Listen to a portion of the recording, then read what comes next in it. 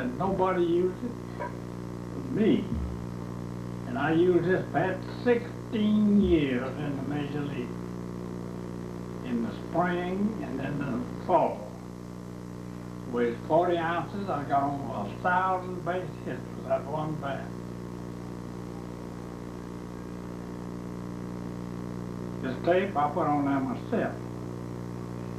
And now they use gloves and have a valet to bring them out to them and all that kind of stuff. When I put that, all you had to do is just take the bat, and you had a good hand hold on it. It wouldn't slip in your hands. I'm gonna show you one angle to this. These bats, they don't do now. I don't really teach them that. But I hit second with the Yankees 5 years. And I missed moving my man over one time in 5 years, over to a scoring position from first base. But you got to hold your bat level with the ground, parallel to the ground. And you don't need to put your bat this way. Now to teach them now, hit your bat up this way and drop it down on top of the ball. Well, if you can do that, that's fine. But the reason to have so many pop flies out from this part of the button is because they can't do that. Because that ball hits you and goes up. But if you got your bat parallel to the ground and out in front of you, and just on these, just level with the ground, and give with that ball. You can't butt back here. Get out in front of it so you're looking at it, and let the ball hit the bat, and then give with the bat. Daddy, tell me about, why'd you tell me how you got that bat? All right, I got this bat in 1920 when I first got to Cleveland. Chris Beaker come in after the second day that I was at it, coming out of me and said, "Joe, you playing shortstop today." Well, I didn't have nothing but fast shoes and a glove and athletic supporter and a sweatshirt. But George Boyne was sitting next to me on his little stool. That's where he dressed there. And he said to me after Spoke left, Chris Beaker left, he said to me, he said, "What have you got?" I said, "I haven't got anything but a pair of shoes and a glove and an athletic supporter and a sweatshirt." He said, "What kind of bat do you use?" I said, "I use the Ty Cobb model." I didn't know he used the Ty Cobb model. He said, "Well, here's a bunch of bats in here. I use the Ty Cobb model too." He says, "Get you a couple of them, go out there and try them and keep them." Well, I got this bat right there and another one. And I went out and both of them was good bats. But this one felt the best. And it was a little bit heavy. And I saw the end of it off, just the round part. Sawed it off myself. I took it down to Van Dillen's shop. He was the groundskeeper. Took him down there and sawed that bat off, and that bat balanced. And it's balanced in my hand right today. But What about the color? I use that bat, as I say, 16 years, and the coloring of the bat ain't a thing in the world but I plug tobacco and I bone my bat. What I mean by boning them, I had a bone and a bottle, and I put that plug tobacco on them every day, and I bone it. And then putting that plug tobacco on and boning it put that tobacco in the pores of the wood, and and that bat protected from the rain and moisture, and that bat's just as solid right now as it was in 1920. And I use it in the spring and in the fall when I was strong. But when the hot weather got there along in June, July, and August, I dropped down to about 36, 37 ounce bat. I got one over there. You played in World I Series? got over 1,000 base hits with it. And you played in how many World Series with I that played bat? 2 World Series. I played 1920 World Series there. When I played in Cleveland against Brooklyn. Then in 1932 with the Yankees, and we played the Cubs. In 1932. I hit pretty good in both series. Tell me about this bat now. Here's a bat. Here's a bat that Ty Cobb gave me. Old time as ever. I thought a lot of Cobb, and Cobb seemed to think a lot of me. But Ty Cobb gave me that bat, and it had his name on it. And I sent it to Louisville Slugger people in Louisville, Hillers and Bradley, and they put my name on it. I used that bat for several years. But Ty Cobb gave me that bat, and I would take a pretty for it. That's all. I didn't use it near as much as I did old Black Betsy. Now, Black Betsy's got whose name on it? That's got George Boyd's name on it. But that was the first bat you got when That's you the got the first bat. bat that I used in the major leagues, and that's the last bat I used in the major leagues. Right. But you used that bat there some. That Ty Cobb bat. Yeah, I used it some, and I used another bat. Hey, there you go. All right. Now this bat has got your name on it. It's got my name on it. See, I got that tape on there, I put it on there myself. Well, now this bat is about a 37 ounce bat from old Black Betsy. Black Betsy weighs 40 ounces. And this is a bat I used in June, July, August, stuff like that. But it weighs about 37 ounces. Those boys up there now, some of them very big fellas, 32 ounces to 33 ounces. And why, when they hit a ball, some of them, the bat flies apart. Do you pay any attention to where the trademark is on that bat when you swing? Yeah, when you swing the ball, you want to come around when the ball makes contact with the bat. The bat makes contact with the ball. The trademark wants to be up. Right. That's the reason that they break a lot of bats, is because a lot of them fellas just catch a bat. They don't care whether the trademark's up or not, and they hit it against the green, with the green and stuff like that. That's the reason they break a lot of them. But always, and you got to hit that ball on the sweet part of the bat. You can see right there where I hit that most of the ball, not out on the end. Right along there is where you get your best results. When you ordered bats, about how many did you usually order at a time? Oh, I never did order too many bats.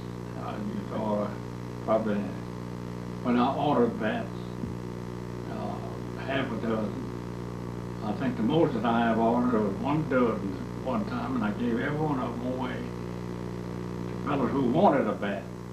I wouldn't let anybody use my bats. No, I only use those bats myself. Why do you think they break so many bats these days? Well, because now this wood here, Black Betsy, is the first growth ash.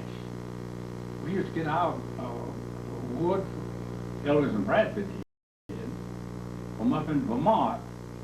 I don't know, they get them just anywhere they can now. But they have fourth, fifth, sixth growth ash. So the colleges use a lot of metal bats, aluminum bats. I don't like them, but they're a lifesaver for the colleges. Because it costs so much money, and them boys break so many bats, so they had to do something. So that's they come up with those aluminum bats. But that's the first growth ash? That's the first growth ash. You might call it the original growth. And they plant ash wood up in Vermont. They get it from any place. They get they get it from all over the country, I think. Well, tell me about that bat now. There's a bat that Earl Combs gave me. Mr. Sewell and myself went to Richmond, Kentucky when Earl Combs was elected to the Hall of Fame in Cooperstown. And we went up there to his banquet. And the Hillers and Bradford presented him with this bat. It says on that, Hall of Fame, got Earl Combs' name on it.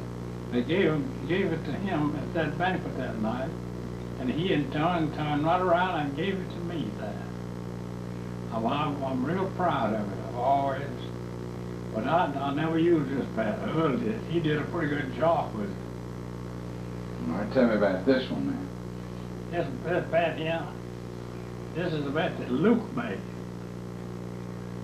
Luke's model bat, my brother. And Luke, there ain't much difference between this bat and my bat. But Luke gave me this bat and I used it in hitting practice for a long time.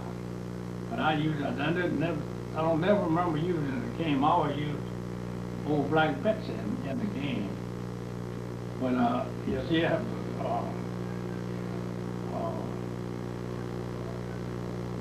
Gillis and Bradford made this bat. But this was Luke's model. He did a pretty good job with it too. Back in those days, Daddy, did anybody ever cork their bats or put lead in their bats or anything like that? Some of them did. Some of them did. Not too many though. Not too many. They're getting. Hill and Bradford made good bats. And then you get all the bats, or a half a dozen. Well, we'll say 38 ounces. They come back and that'll all be 38 ounces. And now you can get a dozen bats, and you might not get a good wood out of a dozen. Then you might order 3 bats, and every one of them will be good wood. In other words, it don't when you hit a ball, it don't sting you. But that old black bat said you could hit a ball on the meat part of that bat, you couldn't even feel it. Although you just follow the ball, just see it. You couldn't even tell where you hit the ball. No, it wouldn't sting a bit. All right, let's change the subject a little bit, but tell me a little bit about the lady coming by with your yard work that time. Sure. This is a true story. I've told it a lot of times. But as I say, everybody's got a hobby. Some fellas love to fish and hunt. I love to fish and hunt. Some fellas love to ride horses. Some fellas love to play golf and so on. Everybody loves to do something besides what they're doing. But I always did my work. But I love to work in the yard. I never did exert myself, but I used to work in the yard. I love to see things grow, and I like for the yard. I do a little bit in the yard almost now, every day when I'm at home. Don't do much, but I do a little bit. But on that particular day, I was out there, and several years ago, way back in the old push mower day. I didn't even have a power mower. And I was out there cutting my grass on my old clothes, hadn't shaved, sweating and puffing and pushing that mower. Happened to be at the corner, and there was a lady pulled up right by me at a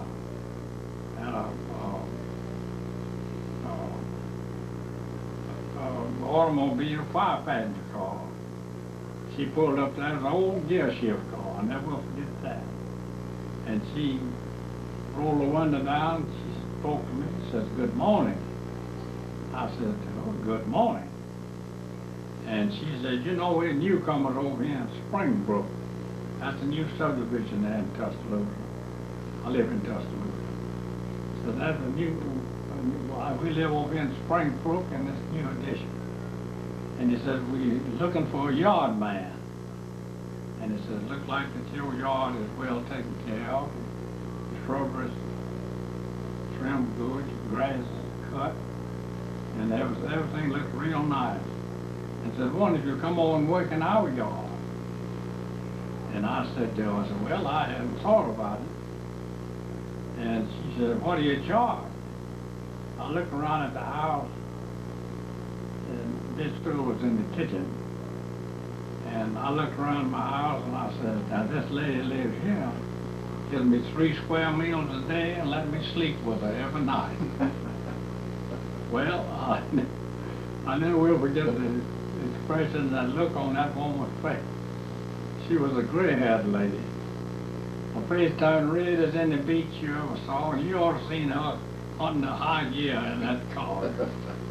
And she scrambled around that, and she finally got that gear in high gear, and she took off down the street. Well, I never thought much about it, but after she got way down the street, I got to thinking about it, and I wondered. The one I got to laugh. Well, I got to laughing, so I went in the house. Miss Sewell, as I said, was in the kitchen. So she was in there, and she said to me, she said, "What are you laughing about?" I said, "Wait till I get through laughing, and I'll tell you." So I got through laughing, and I told her just exactly what I told you. She looked at me, and she shamed me. She said, "Joe, you ought to be ashamed of yourself. Did you tell that lady that?" I said, "I swear." So I never have seen that lady from that day to day. I reckon she got a yard man, but I don't know who it was. Well, Daddy, we've taken long enough tape, so we're going to finish our tape now. And you know, you've come a long way from Titus and University of Alabama to Baseball Hall of Fame, Cleveland, Alabama Hall of Fame, and we're all real proud of you. Wow. And the only thing I get, so you reached the pinnacle. And I guess the Cooperstown Baseball Hall of Fame is the top bracket. That's as far as you go. And the only thing you can go from now is kill a few more wild turkeys during turkey season. That's exactly right. Then we'll let it go with that.